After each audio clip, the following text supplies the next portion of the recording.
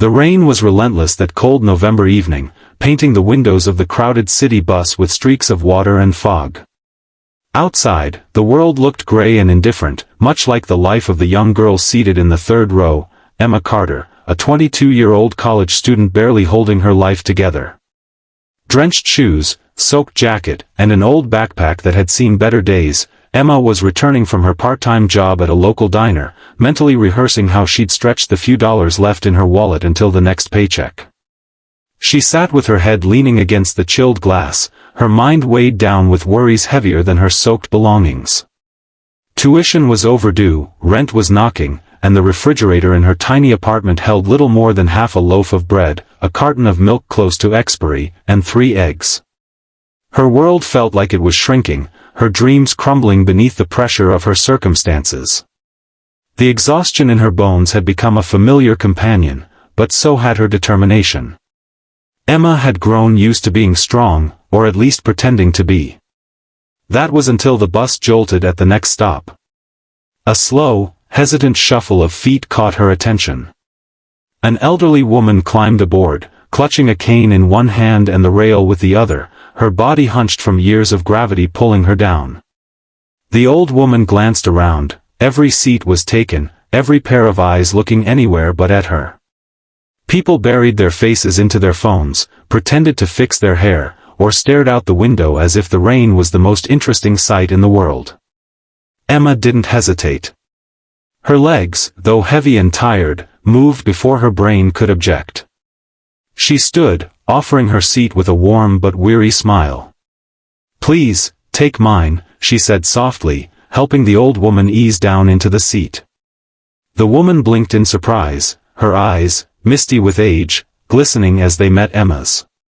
She whispered, "You're very kind, dear." "Thank you." The bus rumbled back into motion, and Emma stood by the door, gripping the cold metal bar for support, swaying slightly with each turn and bump. Her feet ached from standing all day at work, but something in her chest felt lighter, the simple warmth of doing the right thing, even when no one else seemed to notice. But someone had noticed. At the back of the bus, obscured by the crowd, a man in his mid-30s had watched the exchange unfold. Alexander Whitmore, known to the business world as the reclusive tech millionaire who'd built an empire from scratch, had boarded the bus that evening disguised in plain clothes, seeking a break from his guarded, sterile life of limousines and boardrooms. He had wanted to feel normal, for once, to reconnect with the world he'd grown distant from. Instead, what he witnessed reignited something else entirely. The old woman Emma had offered her seat to was none other than Alexander's grandmother, Margaret Whitmore. When the bus reached his stop, Alexander approached his grandmother, who was still seated, and asked if she was all right. Margaret, still holding the warmth of Emma's kindness in her heart, spoke of the selfless young girl who'd given up her seat without a second thought, despite looking utterly exhausted herself. Alexander glanced around the bus, but Emma had already gotten off at her stop, her figure disappearing into the curtain of rain, soaked and alone. For the rest of the evening, Emma's small apartment offered little comfort. The roof had sprung a leak near the window, the heater barely worked, and the draft was unforgiving.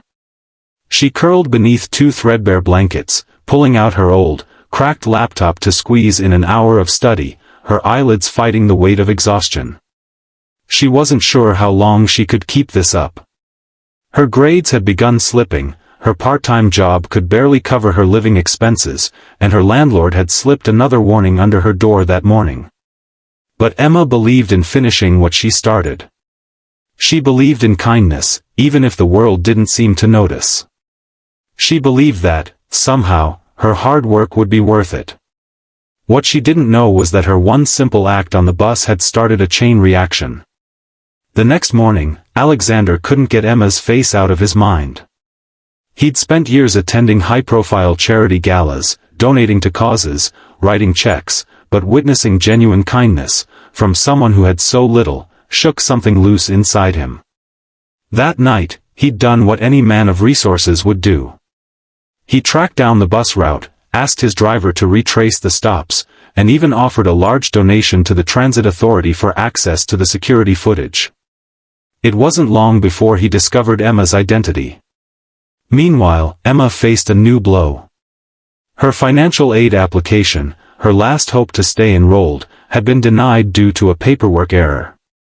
She'd spent the entire morning at the administrative office pleading for reconsideration, her voice cracking as the clerk's indifferent expression offered her no comfort. Another rejection. Another closed door.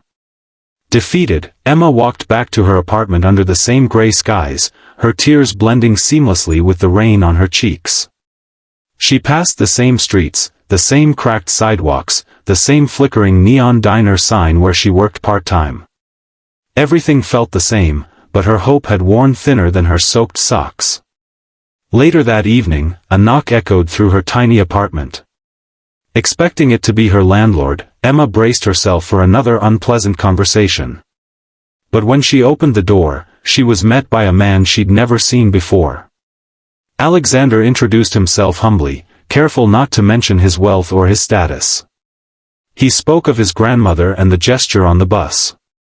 At first, Emma was confused, unsure why a stranger had gone to such lengths to find her over something so small. But to Alexander, it wasn't small. It was everything. He invited her to join him for coffee at a nearby cafe. Over steaming mugs and the soft buzz of background chatter, Emma opened up about her life, the lost scholarships, the part-time job that paid pennies, her dreams of becoming an architect one day, and her determination to survive, even if it meant sacrificing her own comfort for others. Alexander listened, not as a millionaire, but as a man who'd once known struggle too. Before they parted ways, Alexander handed her an envelope. Emma hesitated, reluctant to accept charity, but Alexander simply said, "It's not charity. It's an investment. In kindness." When she opened the envelope later, her hands trembled. Inside was a letter offering her full tuition sponsorship, living expenses, and a paid internship at one of his companies, all in her name. The balance of her hardships, which had seemed so insurmountable just hours earlier, shifted in a single moment. Months passed, and Emma's life began to transform. She moved into a better apartment, her grades soared, and for the first time in years, she could breathe without the weight of financial survival crushing her.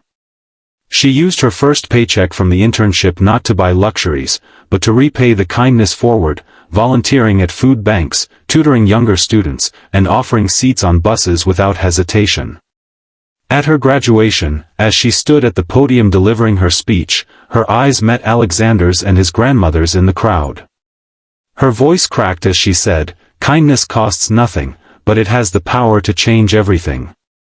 So, the next time you feel like the world is too big for your kindness to matter, remember Emma. One small gesture, one selfless act, can change a life, and sometimes, even the lives of those you'd never expect. You never know who's watching. And you never know how your kindness might find its way back to you.